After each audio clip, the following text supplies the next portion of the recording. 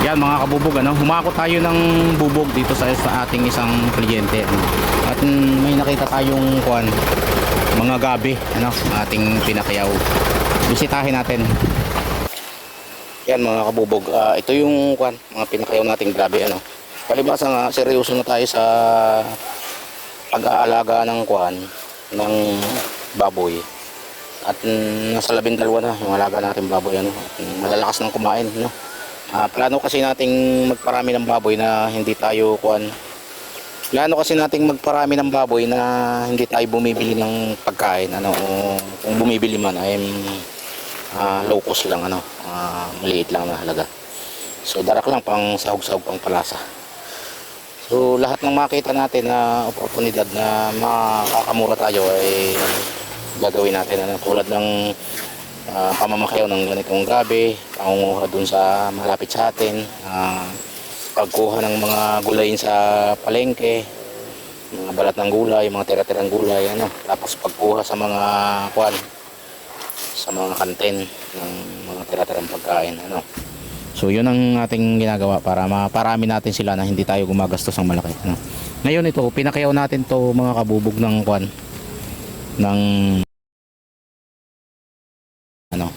So mamaya pagka na-harvest, tingnan natin kung gaano karami at gaano karami siya sa sasakyan.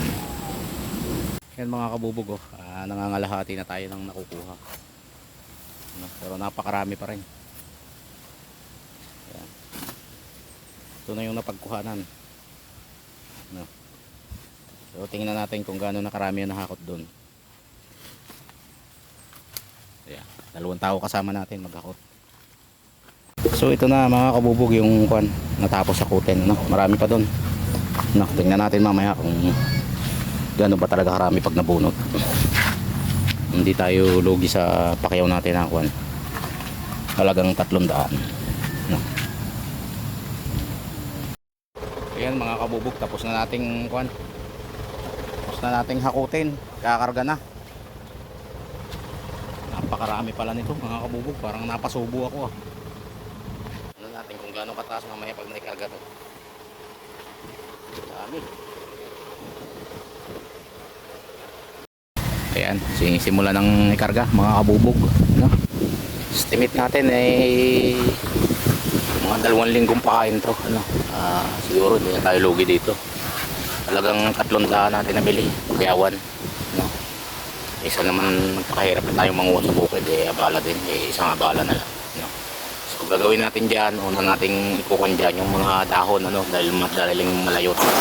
Tapos gawin natin, tanim natin yung mga mga puno, so yung dahon at mismong laman, yun ang ating ilalaga.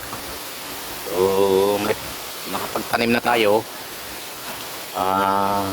nakakuha pa tayo, nakatipid pa tayo, may pakain pa tayo. Yung pananim na may pakain na, nakatipid pa.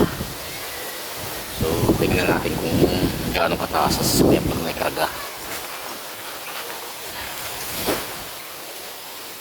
Ayan. So marami pa yan mga kabubog dito. Kanina itong isang lote na to, itong pinapakyaw ko, ayaw niya dahil tanim daw niya to. Ayaw ng matanda dahil tanim daw niya, sayang daw yung mga magiging laman. Ayun. Ngayon nakita ko doon sa kabila, tinanong ko kung kanya din, kanila din daw, pero sibol lang din daw yun, kaya sabi ko baka yun ang gustong ipapakayaw. So eto, sabi ko sa kanila, pagka nakuha na nila laman, syempre hindi na nila papakalamaan yung katawan yan dahil lumaman na. Sabi ko tawagan na lang ako para pakayawin ko uli ng buhok. Ganun lang gagawin natin mga kabubog, para makatipid tayo sa pagkain. Yung mga nakikitang lote-lote na gabi na ganyan, yung iba kasi hinahalabas lang yan mga kabubog, tinatapon lang sa mga tabi-tabi. Laman lang kasi ang pakinabang nila dyan. So, ganun lang ang diskarte ko sa pag-aalaga. Ito tanim nila to. So marami yan dito mga kabubog, marami tayong mapapakayaw dito pagdating ng araw. Dito sa kabilang to, mayroon din. Bluetooth connected. Mayroon din dito. Ayan. Medyo maliliit pa nga lang, ano. So, lulutin-lutihin natin yan sa kanila. Ang pakyaw, ano. Sabi ko sa kanila, sige, tanim lang kayo ng tanim dyan.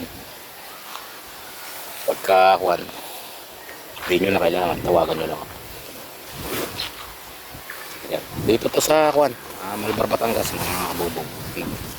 Mayo pa tayo dito. Si tatay kasi ay caretaker sa dakong ito. At kakakot siya ng mga kalakal sa mga bahay-bahay. Iniipon niya. Parang marami ng bubog ay binibigay sa atin.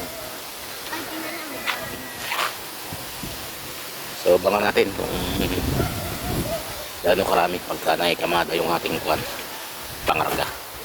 Kakayanin ba o hindi.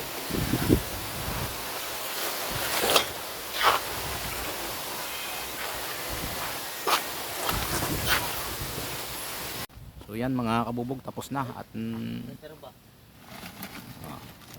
estimate natin mga 2 linggong pakain natin, ano, sa halagang 300.